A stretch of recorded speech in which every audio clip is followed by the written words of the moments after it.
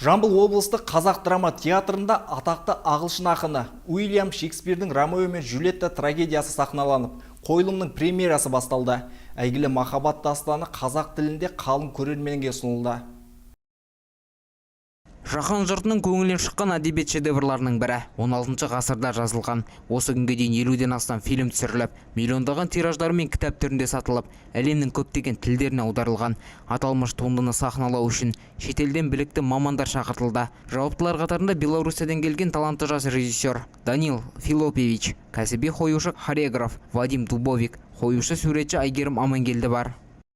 Человек перестал быть ценностью, так скажем, да? Адамдар өз адамдық қасиеттерін жоғалтып алды. Қалай айтсақ та біз бір-бірімізге көңіл бөлуді тоқтатқанбыз. Сүйемін деп айтуды тоқтаттық. Бір-біріміздің қолымызды ұстауды да қойдық. Біз кіммен сөйлесіп жатқанымызды да білмейміз. Ал біздің спектакліміз адамдарға деген қатынасымызды қайта қалпына келтіруді көздейді. Біз үлкен мәселелер, мұнай мен су туралы ойлауды тоқтатып, адам жанына, оның ішкі әлеміне көңіл бөлуді қаладық. Шығарма желісі бойынша осы екі жас, Ромео мен Джульетта, бір-біріне өлердей ғашық.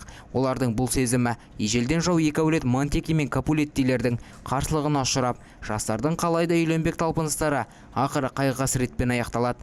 Қойылымды тамашалауға келген жас көрермендер де өз әсерлерімен бөлісті.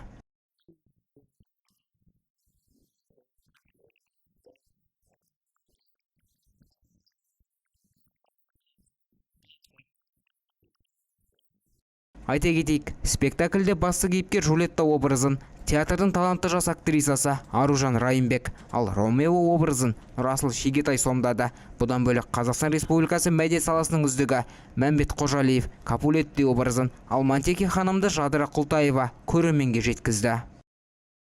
Нұрбақыт Тұтқышбек, Аңсар Тілепберген, Нұрбол Қыстаубек, 24 Ньюс.